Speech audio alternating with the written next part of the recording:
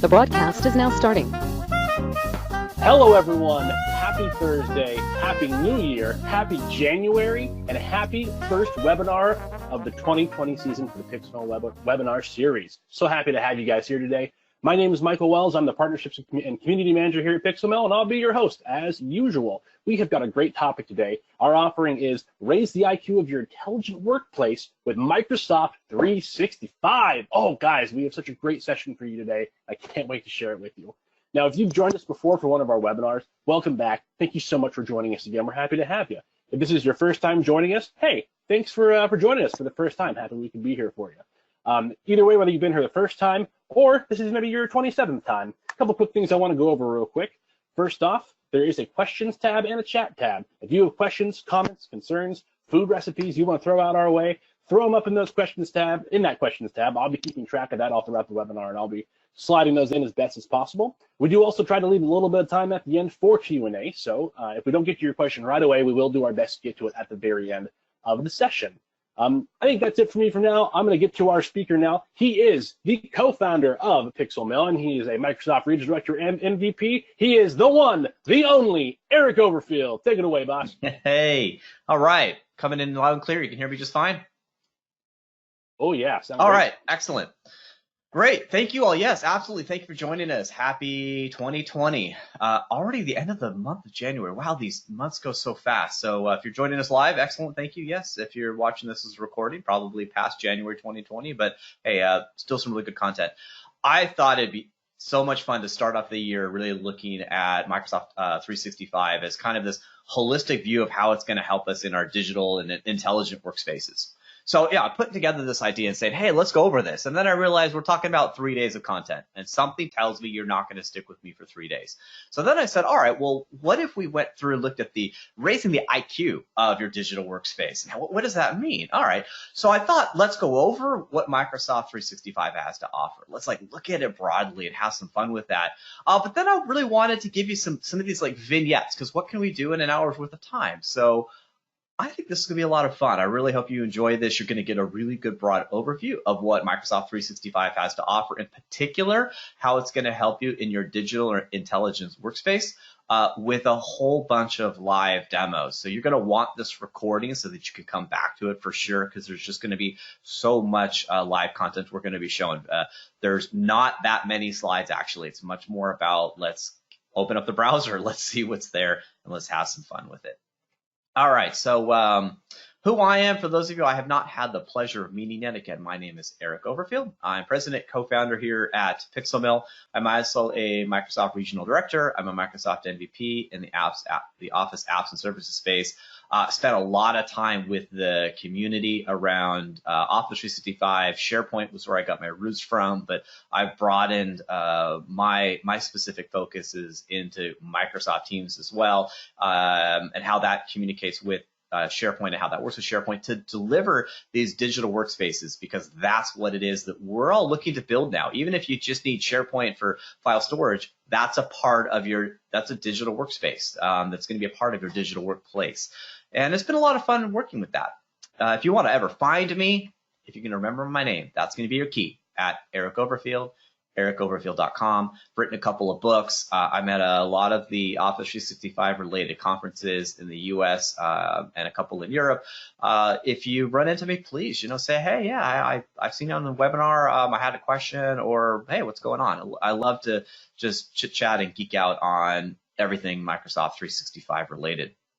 If you would like to know more about PixelMill, if you're new to our webinar series, so PixelMill, we've been doing this for quite a while. We've been involved in the web technology space since 1998.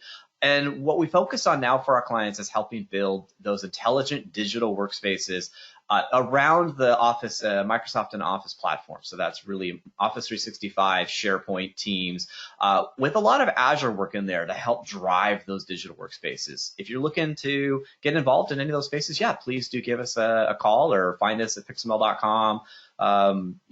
Talk to Michael, talk to myself, reply to one of the emails you got from us. We'll be happy to see what we can do for you and help drive your projects forward. Excellent. So quick review, kind of what we're looking at going over today. I really want to look at an overview of Microsoft 365. There is so much under the hood, but I would like to give us sort of a quick overview of what a pillar would look like in the Microsoft 365 ecosystem, how that's going to help your digital workspace, and then really let's look at it. Let's see it live. Let's see how that works with some sort of little vignette, some little like raising the IQ of your digital workspace. Hopefully, I'm showing you something that maybe you haven't quite seen or thought about because I'm sure a lot of you are from the SharePoint world. A lot of you are probably dabbling with Teams. Hopefully, though, you're going to start to see some things here that you haven't seen before, or you might have heard a little thing like, wow, that really is cool. I can get started today. Everything you're going to see is all out of the box stuff. This is stuff that you can do on your own. You don't need a third party to do this. You don't need PixelMill to do it. We're all happy to help you, of course. But I really want you to be able to leverage the platform that I'm assuming you're already purchasing. I mean, I think we're all in the Office 365 ecosystem here, so we already have those licenses. So let's utilize that as best we can. When we look at some of the features, in particular around the Power Platform, we'll get to it if that's sort of a new thing for you.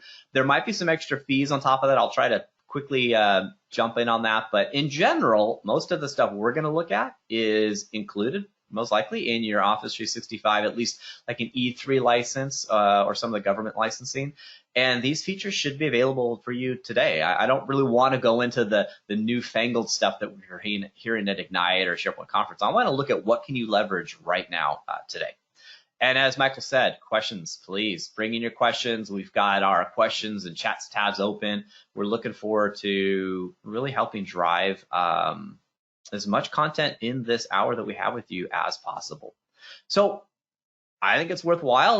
Let's look at Microsoft 365. I mean, why are we even looking at this platform? So the value that I see that Microsoft 365 provides to us is in particular in the digital workspace. And what I really want to look at is that you're getting so many tools all in one place. We got SharePoint, we have Teams, we have Yammer, we have the Office Suite, the PowerPoint, OneNote, Word, Outlook, etc. All in this one space. Now, the Microsoft 365 component is actually three main pillars. There's Windows, there's Office 365, and then there's security and mobility. What I really want to focus on today is the productivity aspect, which is the Office 365 components of Microsoft 365. So yes, of course, Windows is super important. Got it. And security, absolutely. These are super important things. They're just not going to be the focus of this specific hour. I want to look at everything within the collaboration space that we get within this cloud ecosystem of Microsoft 365. And the value of being on the cloud is that you're getting all of the major updates that Microsoft makes as they happen. Whereas before, when we had everything in thick client, when we had on-prem SharePoint, when we have Outlook installed on our computer, etc., you're getting sort of that version that happened before. And the fact is, in the digital world, things are just progressing so fast. So it's really great to have these cloud platforms, browser-based platforms that as updates happen, as security patches happen, you get them basically right away. So really good value that Microsoft 365 can provide for us all in this one digital platform. So we get this intelligent digital workplace that is kept up to date, that's secure, that's consistent across our organization, all really for that one fee that we already have to pay Microsoft anyhow. I mean, I guess that's just the way things are in today's world. You got these services. It's just nice that they're all connected and they're all communicating with each other. And we're going to see that here through our demos, how all of these different pieces are all talking to each other. If you looked at some of the other cloud platforms out there for digital workspaces, they might be able to provide one thing or three things really well, but then they miss some of those other components. And you have to bring in all of these applications somehow magically working together. And most likely you're going to have to work with other third parties to help you tie the applications together. And you're going to have to pay more fees for those kind of things. And so then you're trusting and having to rely upon multiple vendors to help make your digital workspace come together. And that starts to get in the way of productivity. And there are definitely some benefits to some of these other platforms. I'm not going to deny that. They have one thing that's really cool. I wish we had that in Teams. It's not there yet. Yeah, totally understand. But when I look at the collective whole of it, I see that Microsoft 365 has so much to offer. It's just really worth looking at how can we utilize what's there to help us drive the productivity we need in our organization without resorting to shadow IT or unsupported platforms, etc. So super cool stuff we get in that full-fledged workspace. And when it comes down to it, it's all about working harder. I mean, working smarter. We don't need to work harder. Working smarter, not harder. So, this intelligent workspace is all about allowing your organization, the users in your organization, to have what they need at their fingertips, all within one application, with one real large set of training that will help them understand how to bring the digital tools they need to do their job under one platform that can then allow for the cross communication and collaboration necessary, because most of us don't work within our own little bubble. We have to work with others in our organization as well as external people outside of our organization. And it's nice to have a tool that allows us to work smarter so we can get our work done quicker and more efficiently. And we're all then, including the platform, can provide that ROI to the organizations that we work for. Super cool. So then I think it's worthwhile to now, let's go ahead and let's look at those primary features. What is it that makes sense, and how can we use it, and what's the broad overview of the platform? And then, as I said, I want to go over a little vignette. Like, I want to help raise the IQ of your digital workspace by looking at things maybe you hadn't quite seen before. So PixelMill, myself, definitely, I mean, my background is really SharePoint, and I think that SharePoint is one of the pillars of Microsoft 365. So much of what is driven by a digital workspace is driven by how content and assets, digital assets, are stored. And that happens in SharePoint within most of really what we look at in Office 365. So when I look at SharePoint, kind of if I had to have just a few lines to describe what it is, the way that I look at it is, it allows us to build websites. All the other platforms of the digital workspace gives us a solution and says, okay, you really can't configure it. Maybe you can add some things to it. Think Teams. Like Teams is a website. You can add teams and channels, etc. You can add tabs, but you can't build a web page, your own custom web page in Teams or any other platform. SharePoint gives us this ability to build these tailored websites that are and content pages that are tailored to our organization, but of course, as well as holding our digital assets, our Word documents, our PSDs, our PDFs, our Excel documents, anything we might need, but it's a couple hundred now, different file types that SharePoint's really good at managing, as well as building lists of content as well, where we have to have ad hoc, sort of think our old Access databases. That's what SharePoint's really good at, is storing this back-end data for us that we might need elsewhere, as well as for storing the content pages we might need to drive a portal. I really love the features of Microsoft 365. I think that Teams has a great offering for providing the portal to a digital workspace. But for now, I do believe that most of us like having intranets and extranets, where we're able to curate and deliver the content the way we want it. And SharePoint delivers that, along with delivering those files that can all, of course, then be branded reasonably well to our organization. And finally, the one big thing that the SharePoint really delivers for us is a customization framework. Don't want to get codey, but there's something called the SharePoint framework, and Microsoft has been pretty clear saying that the SharePoint framework is extending beyond SharePoint, and it might very well be that Microsoft 365 itself is going to be building a customization framework so we can build our own custom components and applications that is SharePoint framework-like. So basically, SharePoint has this development framework, has created, it looks like it's creating this customization framework that will be utilized throughout all of Microsoft 365, and that application is actually stored in the back end of SharePoint. So some really cool things. So one of the things I really wanted to show you that's new to SharePoint, because I think a lot of you have experience within SharePoint, is this idea of what SharePoint Online is promoting, which is this flat architecture, which is really helping us ease the management of SharePoint. So let's dive into this first demo here. There's so much I really want to show, but this is a good one here. So what I have here is I have a standard portal. I mean, any of us can think of these standard portals that we might have. And we might have something such as under corporate news. So corporate news might be your corporate communications department, and eventually this will load. we might have something like the Fly Safe conference. All right, so there's this conference that happens. So what we can see is maybe Fly Safe conference is currently owned by corporate communications. And in traditional SharePoint, you would have taken that site that you might have built and you would have made it as a sub-site of CorpCom. What we can see in the URL here, that the Fly Safe conference is not a sub-web. It is actually its own site collection, but it can still live within corporate communications. And one of the ways we can do that is by using hub sites as a classification methodology. So if you have the right permissions to the site, which is basically you're an owner of this site, and we go into site information, what we're going to find is that currently this particular site is associated with the corporate news hub. So again, maybe think departments. You might have a corporate communications department, which is going to own this. But for whatever reason, we said, no, that's not the way we want to do it. We're actually going to move this over to human resources. Can't really say that human resources is quite the right owner, but hey, it works for this demo here.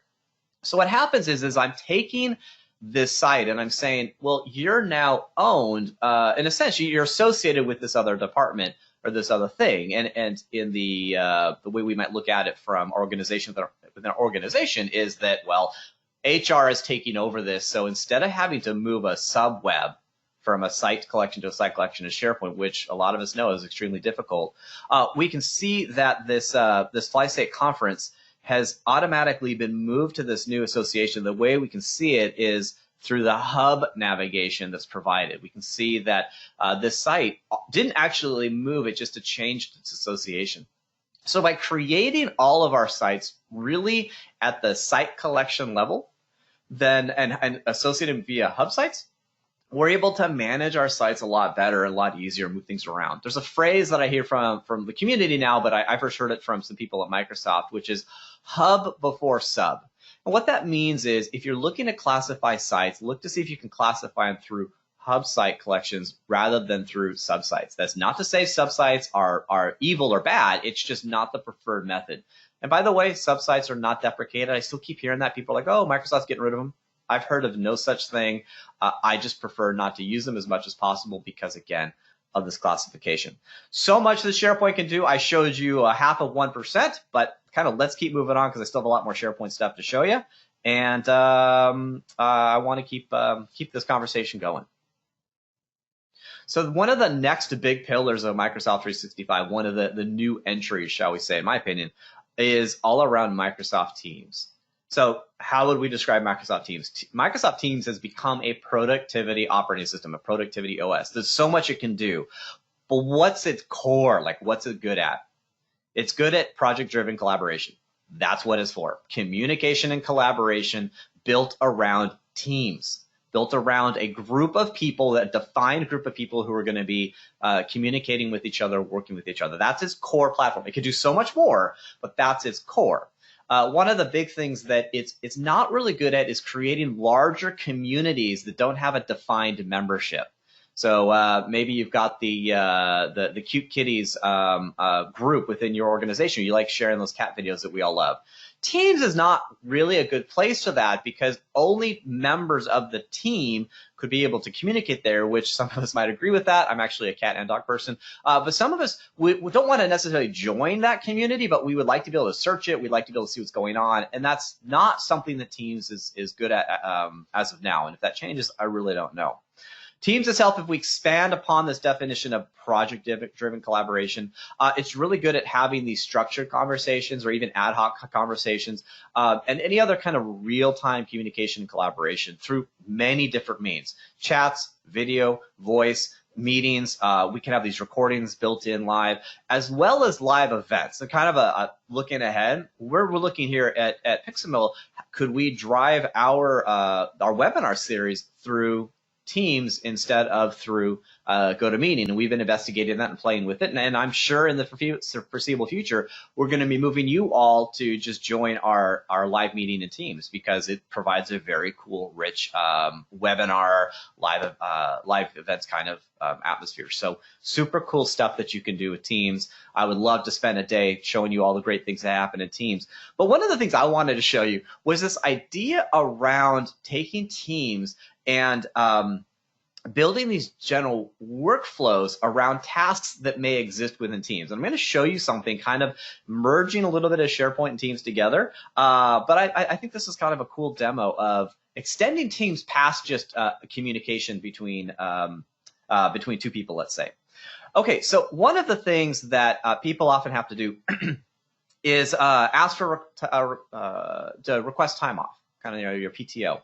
So you might have a human resources site where people could be doing these kind of things. And we can see on the right-hand side, we've created this tool, which is requesting times off. Now, we're not in Teams yet. I know that. I'm just trying to show you something here.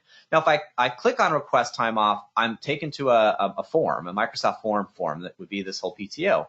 And this form is driven by Power Automate, which used to be called Flow. So moving forward, Power Automate is what Flow used to be. So that when this request comes in, the data is stored in a SharePoint list. That data goes through an approval workflow where someone is going to get notified that someone's requested a PTO request. It can get approved or denied. And this has even been tied into a bot. So within Teams, we might see some cool things happen. So let's go ahead and go to Teams, though, because this is a Teams demo. We all hopefully have seen Teams before. Hopefully a lot of you are using it. So here you could, if you have an organization under 5,000 people, you can create a org-wide team. This is a team that everybody would automatically be a member of. So you might have a human resources team where it's for general communication, collaboration, or communication around HR issues. Now, sure, lots of legal issues. Talk to the legal department about doing this, but go with me on this one. So maybe in the general channel of human resources, we could create something such as a tab which links to that form. So I don't have to go to a portal. I don't have to go to a web page. I can just go into Teams where I'm maybe living most of my day, my work day anyhow, go into the general channel, go on over to request time off, and I get the same exact form that I saw before. And it is the same form. We're able to create a tab which links to a form, Microsoft form, and then we can load up a form. So I might be able to say, well, I am IT, and you know, this year's just not going very well, so I'm going to take a time off. I'm requesting time off for next week. Yeah, that's a real fair thing to do. And you know, I got a last-minute ticket to Hawaii trip, so I'm out of here. At least I'd like to leave. Is that okay? I can submit that form, and great. So now what's happening in the backend process, all out of the box stuff. This is all pretty easy stuff to build using forms and Power Automate. I almost said Flow. And then tying that in actually to some bots that exist.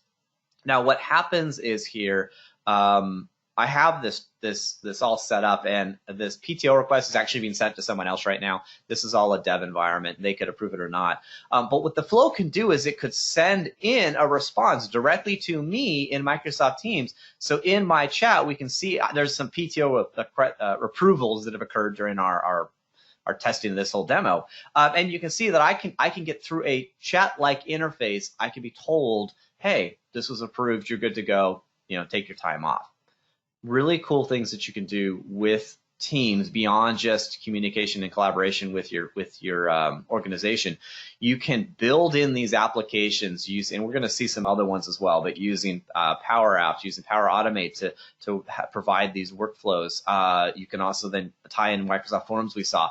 These are all tools that you basically already have available to you. You can tie them in and really accelerate your digital workspace. All right. How about starting to merge things together?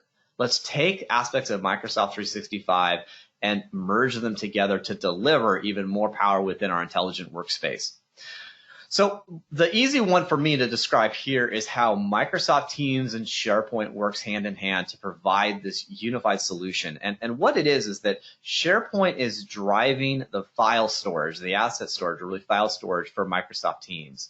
So you might be having these documents that you're working on within a given team. And if you went to go ahead and upload them, if you're going to add them into a channel to say, I want to work with this, or there's going to be this files tab, and you want to add files for a given team, that's all being stored in SharePoint. Now, why are we doing this?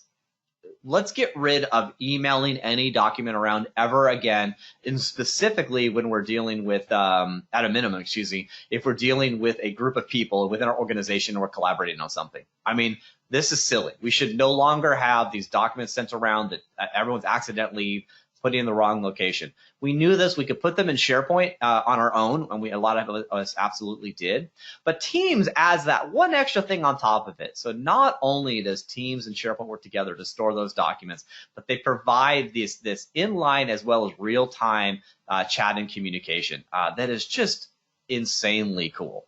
So really, I mean, that's what it is that I want to see here is IQ boost. Let's go ahead and let's look at how Teams and SharePoint works together in order to truly further co-authoring, inline co-authoring, as well as communication collaboration in that document, which would then is being powered by sharing. So if we have to share it with more people, both externally and internally, all of that is empowered in this one platform. So to do that, we're going to have to go over back into Teams. And let's go into our Teams and let's look at the channel that we have here, the 2020 401k rollout. So within that, we might have our communication that's happening within this team or that's putting together the 401k rollout. But we might have a document that we need to have. So we have this document. Oops, that one. And we might have a conversation written around that document. The document was uploaded. Somebody worked on it. When they added it into this channel, it automatically got added into SharePoint. We'll see that shortly. And then people might start commenting on it. But of course, what's important is that co-authoring aspect. Great, no problem. So I need to go edit this document. If I go ahead and click on that document in Microsoft Teams, and if you notice, I'm in the browser right now. You can do this in the Teams app as well, for sure, no problem. But I wanted to show you, even in the browser. So what happens, that document opens up. I can start editing that document in line using Office web apps of Word. I have the comments that I can have in line in the document. So these are comments that are driven and tied into the document itself. But I can also show the conversations, which is what I'm seeing right here. Now this conversations, if you recognize it, this is the conversations that was tied directly into Teams. So I can be editing a document in Word that is stored in SharePoint. We could be co-authoring this together, but I might have a question and I might have to say, hey, I could mention and say, hey, Sandy, I need help on a paragraph, on a sentence, whatever, if I can spell. And so this is now sent directly into Teams. She's going to be mentioned. She can have that conversation with me within Teams. If we needed to, we can start up an audio chat, a video chat. All of that is in line down at the bottom. So we can start having these real-time communication while I'm working with the document itself. I mean, this is just mind-boggling how many emails and how many phone calls and how many waiting moments I had to normally be able to do this. It's all empowered already for me. Now, let's just say, though, that what I really want to do is, whoops, I don't need that. I don't need that. Whoops, I keep closing the wrong thing. All right, let's try this again. I'm going to open up the document. Slowly opening it. There we go. Have to reopen the thing. Now, what I really want to do is be able to either open this document in maybe the Word Thick client, or maybe I want to open this directly in the browser, directly from SharePoint. No problem. I could even download this document if I wanted to, but if you download it, you'll need to be careful because you're downloading a copy of it unless you put it in the right spot, and you might lose some of that co-authoring. But I could say I would really like to open this in the browser. Now this opens up Word as an Office web app. So now I have the Word experience. For whatever reason, what I have lost here is the direct communication within Teams for its conversation. So we can see in the upper right-hand corner, I only have comments. I don't have the Teams tab anymore, but I have the rest of the power of Word. Let's say I need to go share it. I can actually still go and share this document, and it shares with whoever it is that I want to share it with. And this is all being powered. Let me do the one last thing here. Oops. This is all being powered by SharePoint. SharePoint is where this is stored. And that's what makes this so beautiful, so cool, that Teams and SharePoint can work together to really help with that co-authoring of all those documents that it is that we need. So please, never again, ever email another document, especially inside the organization. If you're working with someone externally, it's better if you can, if they're part of one of your teams where you have external people, put the documents within Teams, which is stored in SharePoint. You can then share it with them and do some absolutely cool stuff. All right. So let's move on to some of the ancillary components that are really important. But these other components are not where I expect you to spend most of your time. I expect these next set of features, a bunch of them still, to really help enable your digital workspace to make it so much smarter. And one of the next ones that I think is super important is around video. It's around being able to convey messages via recording, so that when you have meetings, you're able to record those meetings, audio or maybe video as well. Maybe you're having that screen capture and you want to see what's happening on the screen.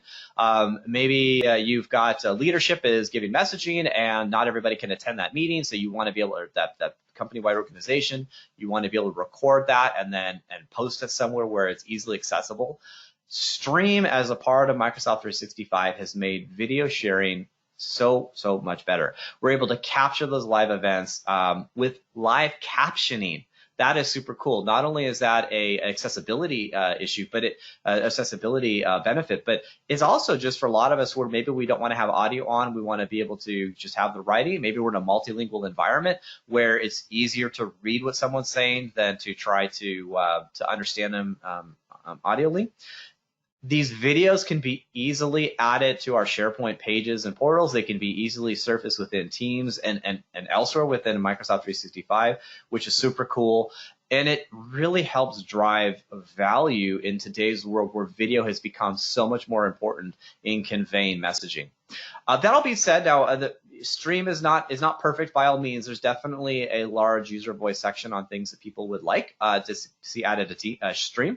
I absolutely agree with a lot of that, but for the baseline, I can tell you that internally, PixelMill, we're recording all of our meetings that we have because we want to be able to go back and find out what it was that we said and remember what we said. And more importantly, it's not everybody on our team can always be on every call. So we're able to I can have a call with one of my devs because we're having this thing and we want to talk about this specific project. We can record it. And now every other person who's on the delivery team is able to quickly surface that conversation with this live captioning, which is really what I want to show you, which is expanding upon the meetings that you may have with one person, with your organization, and so much more with live captioning. And I want to be able to go more than just having a caption. I might remember that I had a meeting with someone at some time. Maybe there was a webinar that occurred, and I remember I used a word, or there was a word I heard, and I want to be able to go find that. And traditionally, that'd be really hard. You kind of have to watch the whole thing. You'd have to look around. You'd have to go, where? I know that it was in the first half, so you might then try to watch the recording, and then you would just want to watch it at 1.5 times speed, but you have to constantly be paying attention. These are some really painful things that can occur, but not with Stream with live captioning. So let's go ahead and let's look at this live. So I'm going to go to the Stream app, and within Stream, I might have remembered that there was a conversation that might have occurred with the word notifications in it. So I could just type for the word notification, and look at how fast that happened. I got a result that said, hey, there was this video, there's this recording that we have, here's the title of it, and better yet, here are all of the phrases that were used. This is all, by the way, by default. I didn't do anything. I uploaded a video into Stream, streamed it, all of the rest of the magic. And it was able to say, hey, look, at these timestamps, this is what was said with a little spot saying, oh, here you go. All right, cool. So maybe this was it. I can now click on that spot. I'm instantly taken. There we go. I don't know if you're hearing that audio. So I just muted it, but I'm getting the live captioning that was automatically added for me. Let's go ahead and and it's still playing for me. I'm not actually able to listen to it because I muted it, but I can see what's happening. I get my live transcript on the right hand side, and maybe the closed captioning is not what I want to see. Yeah, super easy. You can just turn off closed captioning. I lose the closed captioning. I still get the captioning on the right hand side, so I can still see what's being said. I can still search this, so I can search this transcript still for anything else.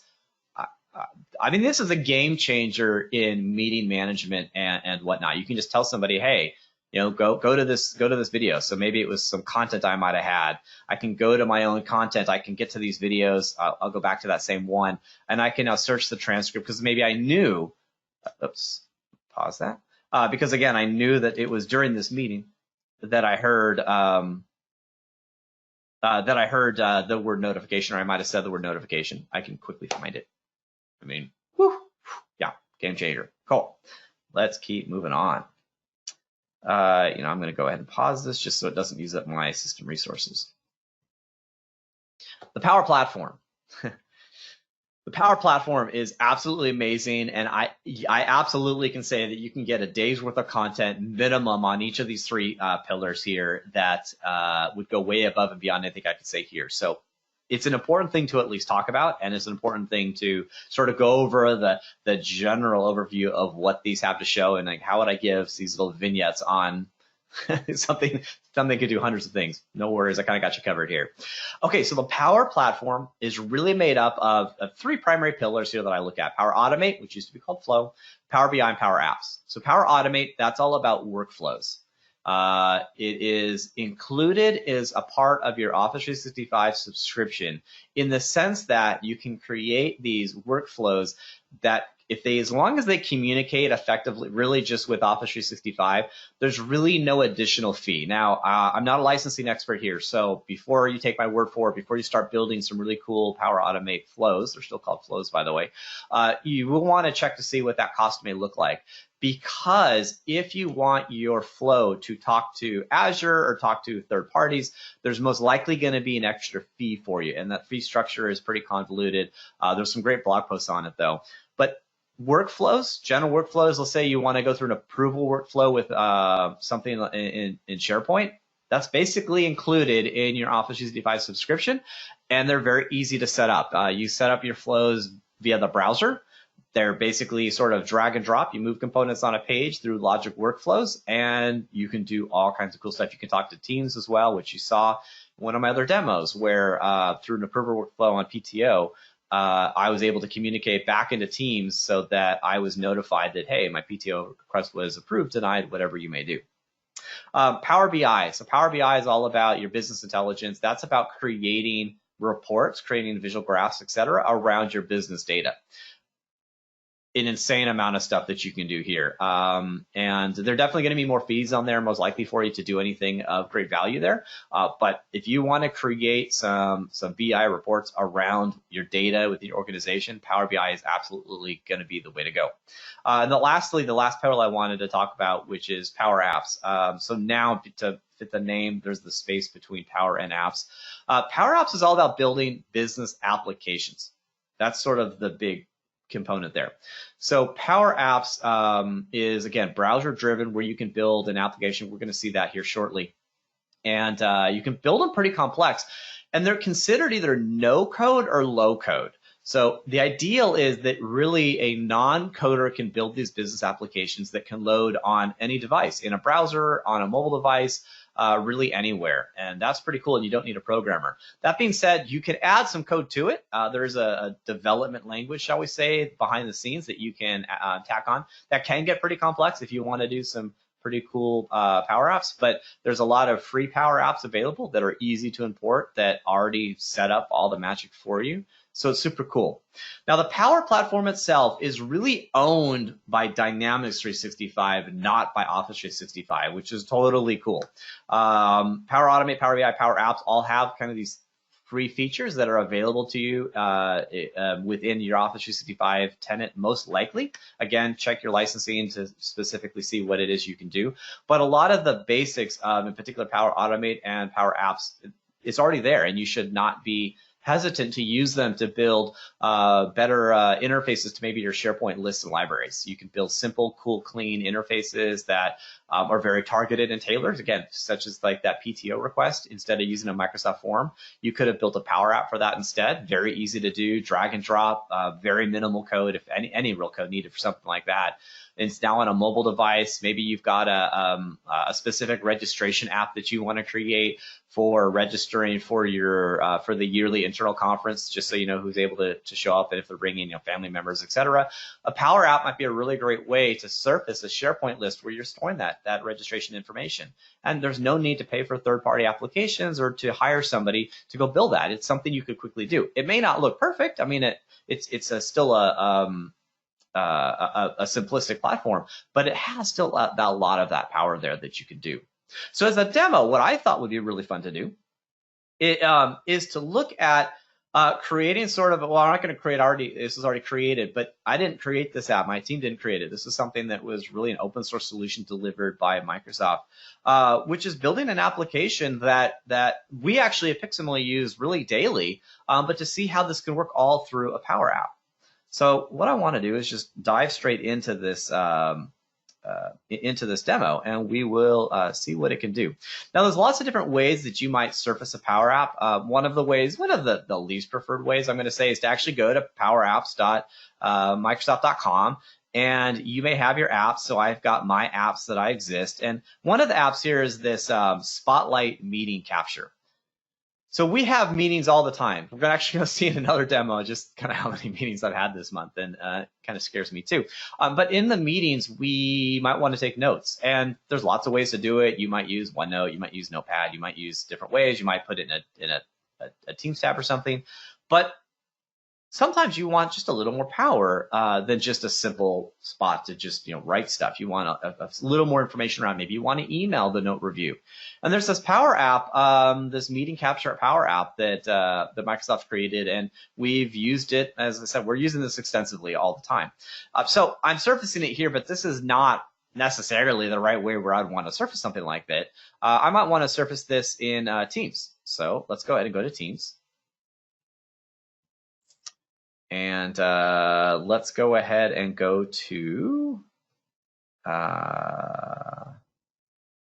let's go to one of my teams here, and I think it's going to be in the Spotlight General. Perfect. So the idea here kind of is that I have this general team, the Spotlight team, which is it's company-wide organization. It's org-wide team that everybody would be a member of. You could surface this Power App that I just showed you. You could surface it in a web page as well. Maybe on your portal, you might put the Power App so it's easy for people to quickly launch this Power App so they can do this meeting notes. But here I have it as a tab. So I have it already added as a tab. I can click on this tab, and it automatically will spin up Power Apps within the context of Teams, because maybe this is where I'm having my conversations. So let's say I'm going to have my daily stand-up with the HR core team. So I can go ahead and click on that and start it. I can say, great, got it. And I get this cool application. Lots of ways you could have built this. A lot of them might have taken you months and months to build. This Power App does not take nearly that long to build, and it's really easy to edit over at powerapps.microsoft.com. I could see this app, and I can edit it all in the browser. But here I might have this meeting that's occurring, and I might say, here is what happened today, and I might have all these notes, and I can see all of these meeting details in case someone needs it. I can quickly grab this and send it out to someone. I can see who my attendees are. I can add some tasks that might need to be assigned according to this. They'll go into Planner. We'll get to Planner in a second. But in the end, I can even attach documents. In the end, I might say, look, the meeting's over. We now need to do something with it. Great. Okay. So I ended the meeting. Now, what would you like to do with it? This whole point is that we want to take these notes and structure them better so we can do something with them. We might want to email the meeting notes to everybody on the list, but in this case, we don't need it emailed. Instead, we just want it sent into OneNote. Great, no problem. So I can have my human resources, the daily standing section within that OneNote. I can say okay, and I can go ahead and export it. So I'm done.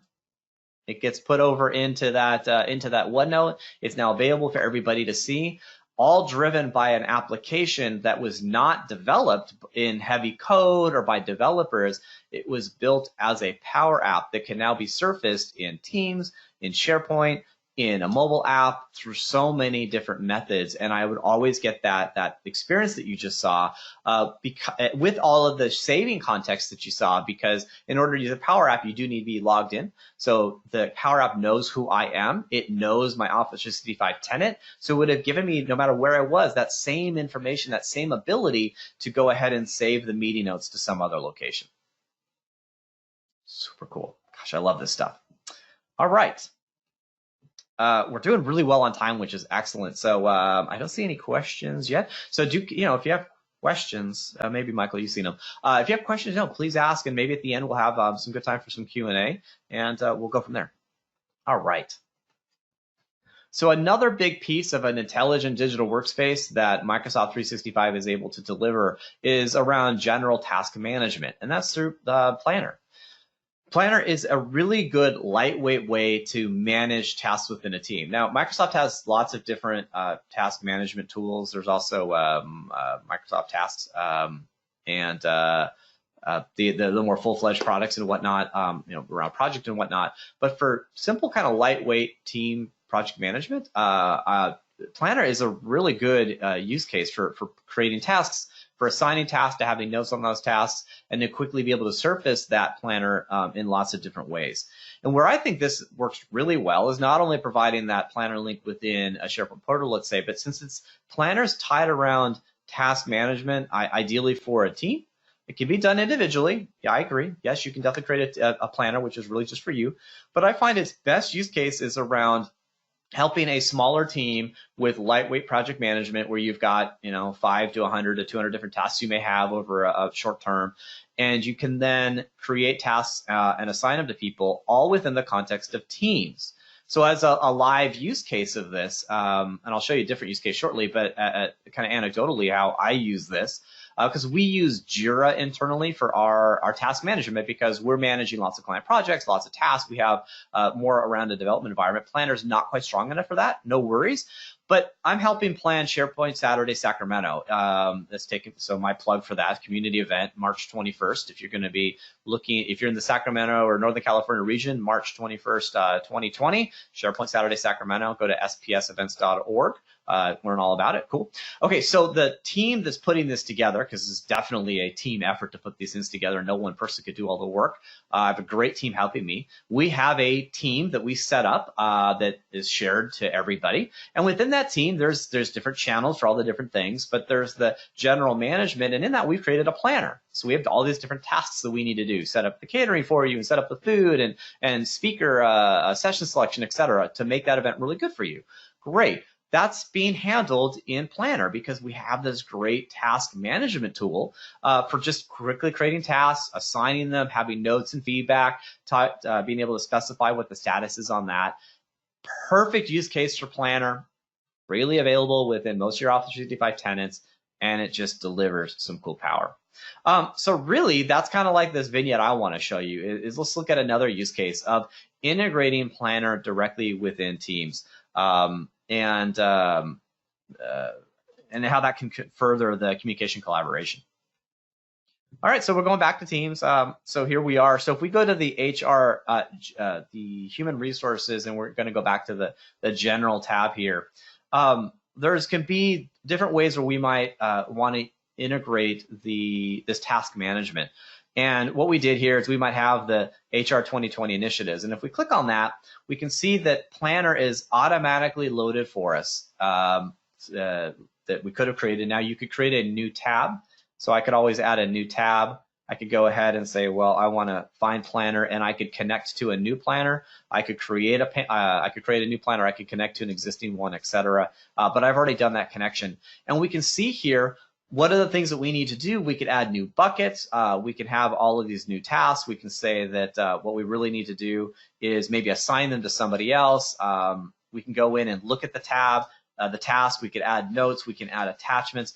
We get a really rich feature set that can enable and further general communication collaboration, because if this was all done in chat, it could get lost. That message could get lost if that task needs to be done and who needs to do it. Instead, with Planner, we're able to specifically assign tasks to people, create those tasks, move them to different buckets as we care about how they happen. We can then close out tasks, assign them to different people, but also classify them differently so that we're able to deliver a really good, refined task management system that's super lightweight, yet super, super, super powerful, all driven, in my opinion, all surfaced, by Microsoft Teams. Because when it comes down to it, most likely I might want to have some chats around this as well, and I can always go back to these channels and I can have these chats where I can then quickly set up a call, or I can have my meeting here to have people, we could be communicating, say when we have that conversation, instead of using the meeting tab. Maybe you don't want to use that meeting power up I showed you.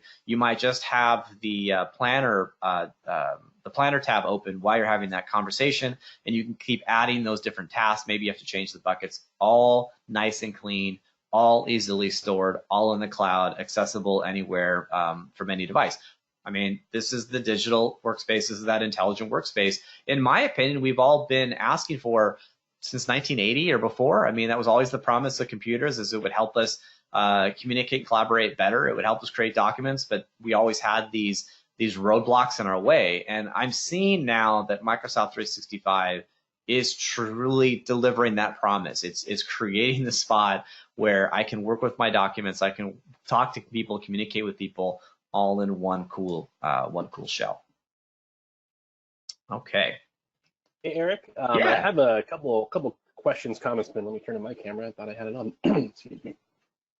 Hey, look, there I am. Hi, everybody. I'm still here.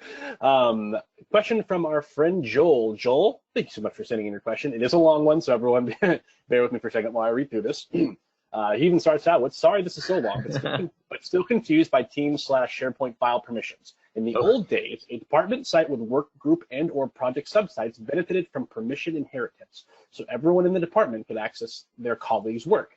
Subsites or libraries could be protected further by breaking permissions when necessary. Further, people in other departments, let me move my mouse, could be allowed read-only access via the visitors permissions group to facilitate cross-department coordination. Yes. I understand the benefits of flat architecture, but it looks like we create many Teams-based information silos and Office 365 group membership management complexity. Excuse me. Plus, there's no concept of visitors, quote unquote, in Teams, only members and guests with full edit permissions, no concept of internal guests.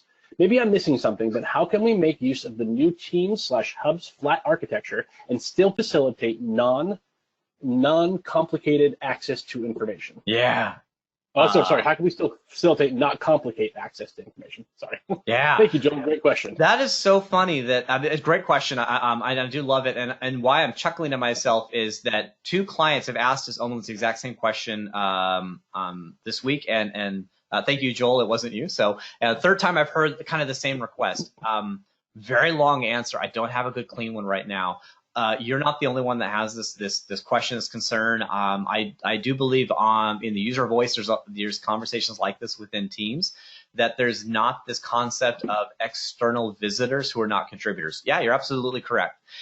What I can say is today, the suggestions I've been giving to the clients that have asked me this kind of thing is that since a team site that is underlying and underpinning the Microsoft team, which is an Office 365 group, which, as you said, has owners and members are contributors. If you need to lock down that backend SharePoint site so that you can share it externally or even share it internally with non-contributors, you're going to have to then use SharePoint groups to help further that. I heard one of my clients, or I think actually both of them, had the issue where not all members of a team should have right access to the SharePoint site that underlies it. They shouldn't be able to edit the team site. They shouldn't be able to even edit the documents. They can chat, but they shouldn't be allowed to edit it for different use cases. Yep. There's not a clean answer to that yet right now, other than to say it's complex and then you have to work with your SharePoint groups, because at the end of the day, SharePoint is driving this all via SharePoint groups. It's just that Office 365 groups, which are the underpinning for Teams, is added in as an owner and a contributor. You can manipulate that and kind of give access back, but it's unfortunately a very long answer right here. I'm going to have to punt it, unfortunately. There's not a clean answer, Joel. Totally understand the frustration. I do believe that Microsoft's well aware of this, and I do believe they're considering what they can do about this as well. Private channels are one way, not what you're asking for, Joel, I'm sure. They can complicate your information architecture as well. I get that. I love the question. I'd love to have more conversations with you on it, but at this point, I'm going to have to move on just because I could spend the whole hour kind of chatting through. Yeah, this is an entire webinar in itself is the answer to that question. Yeah. That Cool. was it, Eric. Back to you. Good. Okay, so moving on. So there are a lot more features to the Microsoft 365 ecosystem for sure that help further that intelligent workspace. And one of the ones I see is around the Microsoft 365 Admin Center. So yes, this is not a tool that's going to be for everybody. Totally get it. But it is so important to drive an intelligent, secure digital workspace to have a place for administrators, for the owners of the platforms to be able to work with it. And we find that in the Microsoft 365 Admin Center, where we can manage our entire digital workspace. I'm going to be the first to say, I wish there were more features there. I have more granular controls I want. Yep, absolutely. But you do get a lot of cool things there. And some of it's being cleaned up as well. I mean, if you go into the Teams administrative panel, the Teams administration site, there's some redundancy in things, or sometimes it can be a little convoluted to find things. Yeah, I understand. Administration can often be complex. My counter argument is that your administrators should be trained to be able, they should know how to find these things. You really don't want non-trained people who, and the training's out there, we're going to get to training too, to be able to truly utilize and configure your Office 365 tenant correctly, so that it actually drives and delivers the intelligent workspace we're all looking for. So how what I thought I would do within this kind of vignette, because there's so much you can show, is I want to show you how you can further your intelligent workspace by utilizing a particular site usage and analysis on the usage of your intelligent workspace.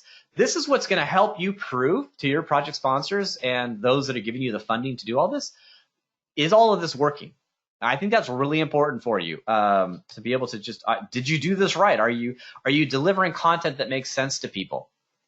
So the way this all happens, I'm gonna have to go back to SharePoint, and from here I can go to the Admin Center. Once it comes up, if you have access, so if you've been provided the access to be the owner of, or an administrator of your Microsoft 365 tenant, or if you were given access as an owner of one of the platforms. So maybe you're the SharePoint tenant admin, maybe you own SharePoint within your organization, you would get this administration app available to you. This will pull up the administrative panel. Now I'm showing you at the highest level. I got it. Not all of you are going to have this. But one of the really cool things you can do is look at reports. And so I'm going to go to the usage report. And what I can see here on this given report is utilization of Microsoft 365. I can see now this is a test tenant, so we have very few users. We're not on it very much.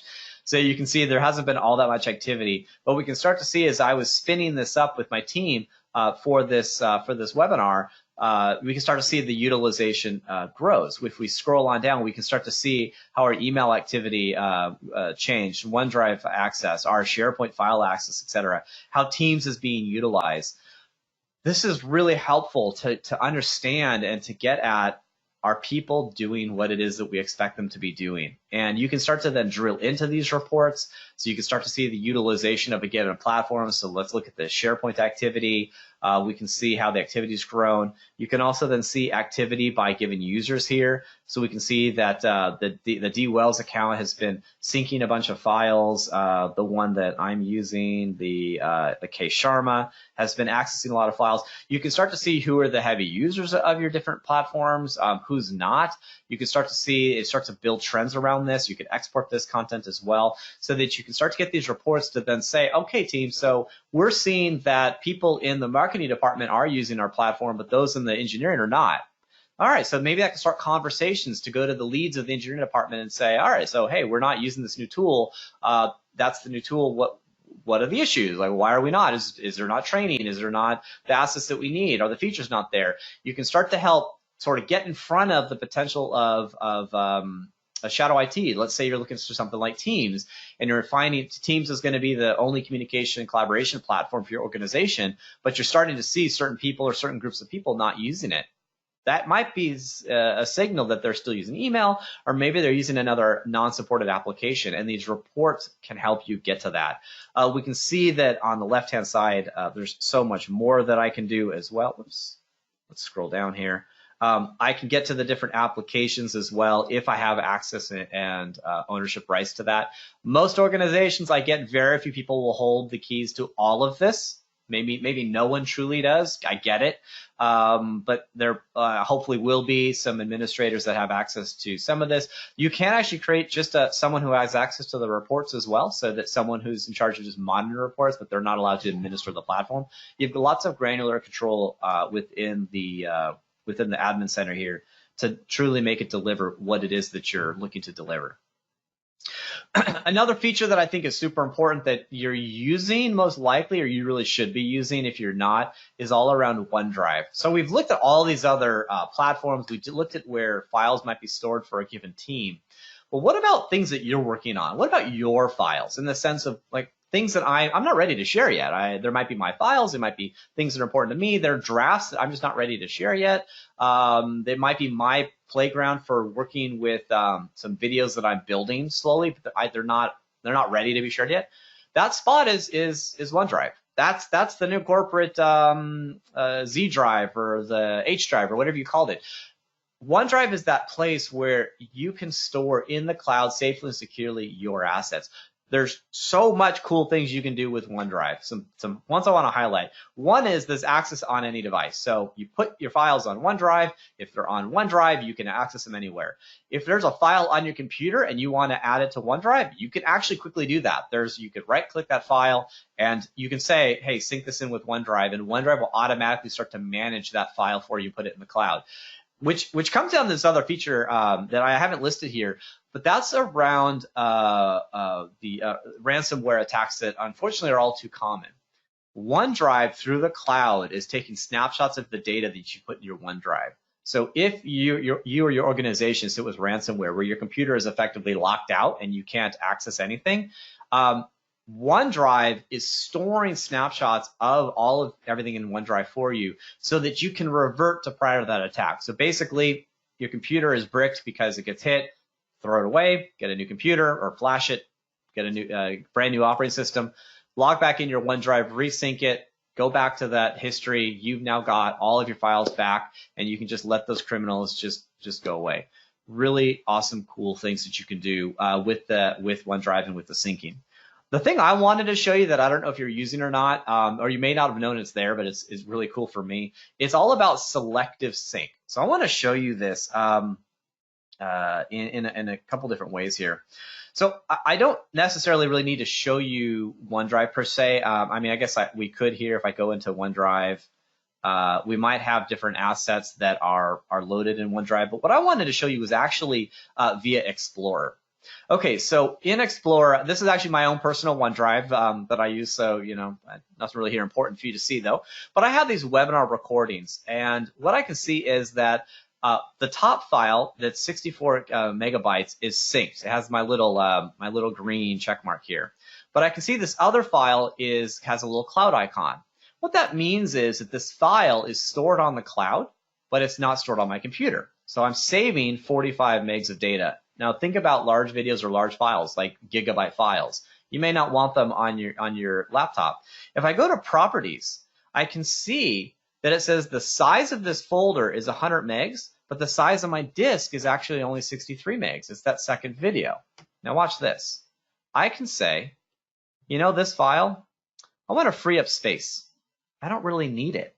It's not important to me. We can see the icon change, and if I go back to properties, I can now see that the size of my disk, 0. In Windows Explorer, I can see that the file exists. I know that it's there. If I wanted to access it, this is a little large, I could just double click on it. It will get downloaded and it will get viewed. But maybe there's something that I know I'm going to need on the road all the time, or I know I need this file all the time.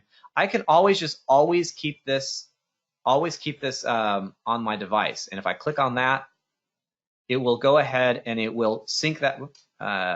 Did it happen or not? There we go. I might have done it twice. It's going to go ahead and it's going to sync that file up. It's going to download it onto my machine into my local OneDrive, and it will keep it synced perfectly and succinctly. By default, nowadays, when I start to sync my things with document libraries or folders in OneDrive with my computer, by default, your files are not kept on your device, which actually is a really good thing. Not until you use them or until you have said always keep them on the device. So think through, maybe you're going to go on a long plane ride across one of the big oceans. So you might want to be able to have some assets with you and not have to download them. You could go and you can just go ahead and say, keep this on my device, or you could actually do that at a folder level. You can say, keep the whole folder on my device because I know I'm going to need everything there. You can make your edits, and then when you get back onto the internet, OneDrive will automatically sync the changes you made to those files with the cloud safely and securely with that power of the backup of in case you get hit by a ransomware attack. So really, really cool. Okay. And we're getting here towards the end, so I'm really happy. We're doing great on time. Love the questions. Super cool. Okay, one of the last things I want to show you is around My Analytics. Now, this is I find this is kind of a newer trend within digital workspaces, is to realize that we can use the intelligence of digital workspaces to help us find this right work-life balance. This is really important over at Microsoft and a lot of other organizations as well, that with the connected world, we're connected 24 hours a day, 7 days a week. We're on vacation, we're still connected. This is a problem. Probably long-term not good for society. That's just my opinion, and I think other people seem to agree. I think being connected all the time is not really good. And so Microsoft 365 is starting to use the intelligence to help you see what you're doing and to help you kind of realize, hey, are things happening the way that you expect them to? And is this working out really well for you? So you have this automatically with it. What you're looking for is the My Analytics right here. I have it here because I pinned it. You might find it in your all apps. But if I click on My Analytics, this is data about me. This is data about my work life. And this is not the best chart that you're seeing here because this is a demo account. So it's able to show like, hey, you've got all this focus. You're focusing all the time. Focus time is, I think it's considered, is it a 4-hour block of time where you don't have any meeting? I think that's what it's called. But I can start to see things around meeting habits. So what I thought I would do though is I'm going to show you actually my analytics. So this is my personal analytics on how I'm doing. We can see that the blocks of working time that I have that are considered open. Now, if we go say to something like collaboration, what we can start to see, which I think is kind of cool, is something around, let's say, meeting habits. So this is the scary one. 71 meetings in the last 4 weeks. That's a lot of meetings. Here's something that's really good though. Of all the meetings that I had, 100% of them were set with an agenda. That's really good. Here's one of the not so good one. This one is saying invitation sent within a day's notice. So a lot of my meetings are sent within a day's notice. Yeah, but I can start to see, hey, what's going on here? How many of my meetings are sent with a Teams link? How many of my meetings are within working hours? I can start to get insights as to what's going on in my life, my digital life, within the organization that can help me start to make some decisions, maybe with my management or with my team, to say, hey, I need to be able to be able to do more things. So there's this thing like with the well-being, and the well-being is talking about your focus days, your quiet days. Your quiet days are when you have more, I think it's a 4-hour block of time with no meetings. And you can see that my Fridays are normally more open, which is a truthful statement. That's when I've got all my meetings taken care of. Friday is my big focus day where I'm able to just work on all of those things that I need to do to clean up for the weekend. So some really great things that you can get in My Analytics that talk about you and your work habits to help you to be more productive. It's been, I'm not going to be able to rattle off the exact stats, nor can I give you the exact links, but I've seen some reports that I trust, that studies that I've seen that I trust, that talk about that there's a penalty that you take every time you do task switching. If you're on a task, you're deep in thought, and someone calls you, interrupts you, there is a delay of multiple minutes for you to get back into the flow of that task that you had. And that's what that focus time is all about. So utilize My Analytics. You're not going to be here every day. I get that. And there's not much here to, quote, customize. This is something that's being driven by Microsoft Graph and the intelligence of Microsoft 365. But use this periodically. Check in weekly, check in a couple times a month to see how you're doing. And if you haven't looked at this yet, do. I think it's going to be a little mind-boggling as to what you're going to see, and maybe that will help you reorder your calendar. Use your calendar to specify these are my core working hours, where my focus hours, and meetings shouldn't be specified there. I know for everyone that's going to be a little different, and you're going to have a lot of negotiation, and some organizations that's really tough. I understand these things, but My Analytics is at least a tool to help you along in that journey and finding the right way to be more productive for your organization, which of course I think is a really good thing. Whoops, there's that My Analytics demo. The last thing I really wanted to talk about here is all about learning. The fact is that learning never stops. The digital workspace in general, the digital technologies around that are cliche-ishly, that's a word, are changing faster and faster. The pace of change, the rate of change is only increasing. And that's truthful. All of us can always learn more things. And as an organization, you should leverage everything that Microsoft has provided, as well as the community has provided, to provide some sort of learning center within your organization. So what I'm going to show you here is as a demo here, is a idea of a learning resource center within your portal. Everything you're going to see, it's free, and you can create this now yourself in about an hour or two. Now, a lot of organizations we work with do spend more time on this for obvious good reasons, but this is something that you can create pretty easily. So if we go back to the spot, which is a demo environment we've created, and we look at the bottom, this custom footer that we created, but you don't have to do this as a custom footer. You can do it however you want. We created this learning library. So if we click on learning library, this is just a communication site. It's a communication site template that has been configured with news, that pulls up links, that pulls up content, and is all about helping your users, the people within your organization, to utilize the digital workspace better. But of course, you can extend it. You can provide all sorts of cool things, but utilize the intelligence of the digital workspace to provide the IQ ability to your IQ improvement opportunities to your organization and to those that you work with by providing these helpful links to help them get started. You're already helping them do all this stuff. Now, the site that you see here, this is all free content available on the internet. We created this example. We created news that are basically links to existing articles written by somebody with videos, etc. If we scroll down, we'll see some other suggested learning and whatnot. We have quick links over on the right for different learning opportunities. But how are you going to find this kind of stuff? So there's two things that I want to show you that are going to be, to me, the core of the content for your digital workspace. And I'm not saying copy and paste this content. I'm saying utilize the content that's already created and the web pages that they created and link to that. So the first one, docs.microsoft.com. Microsoft.com. Now I'm going to go straight to the SharePoint one, but if you go to docs.microsoft.com, you'll find lots of stuff all around all of the different platforms we've been talking about. But let's just take the SharePoint one to begin with. So you might just say, hey, look, what we really want to have is a link to the SharePoint Online Administration Center. So you can learn to be a SharePoint Online administrator. You can see on the left-hand side, there's all sorts of links. Take these links, create news posts out of these URLs, put them into basically your news library, servicing them up with the news web part, and you've now got a really cool learning library that you can curate on your own. Now, there's one other one that I want you to, I'm going to do a Google search. So Microsoft Learning Center. Whoops, did I spell it right? Well, it didn't matter. They already figured it out for me. That's going to take you to Microsoft.com/learning. Oh my gosh, super cool stuff around this. The one I really want you to go to is this Microsoft Learn right up here.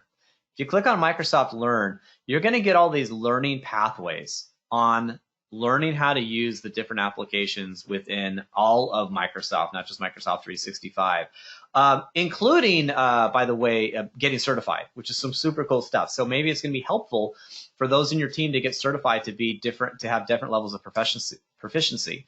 But say, here's the Microsoft 365 fundamentals. You've got all of these learning modules. You can take these learning modules. You could take this, what is Microsoft 365, take that link, add it in as a news post within your organization, create it as a quick link. So people can come to this learning center and they have this curated content already created for them. And what did you do? You spent an hour of your time, maybe even less, creating a communication portal, setting up a whole bunch of links, dumping a few web parts on a page, and you're going to look like a genius. You're going to look like you spent weeks and weeks and weeks of time and you spent an hour. Just don't tell your boss. Just kidding, of course. You can put videos on this. The learning can never stop within your organization if you can create this and update it with curated content. There's lots of other things you could do. Get RSS feeds to get into blog posts. I mean, there's so many things you can do here, but there's no reason to not get started today to create some sort of learning pathway within your organization. Now we're really close to time here, so I'm actually going to finish up, and I know there's a few more questions that came in. We'll go ahead and we'll answer those via our recap email that we're going to post out to everybody here. But in general, what I hope you saw here is that you got a good overview of Microsoft 365. You saw the primary pillars. I'm sure some of them you very well know. Hopefully my vignettes helped you see things you might not have seen before, as well as looked at the other pieces of Microsoft 365 and how that can empower your intelligent digital workspace to help your organization to achieve more. Let's see. So with that, I'm going to look quickly at the questions, Michael. Otherwise, I think we just need to end up because we're at time. We are at time, yeah. All joining me. Yeah, for those of you who put questions in there, thank you. Like Eric said, we will get to those in our recap blog. I apologize we didn't have time to get to those today, but we will get you answers, I promise. Eric, thank you so much. What an amazing session. What amazing information that's out there for you guys. I hope this was fun for all of you. We'll be announcing our February session very soon. We'll just finalize some details as we speak. But we'll let you guys know as soon as we know what's happening. So, Eric, again, thank you very much. Everyone, thank you so much for joining us. Have a great rest of your Thursday, and we will see you all down the road. Bye, all. Bye-bye.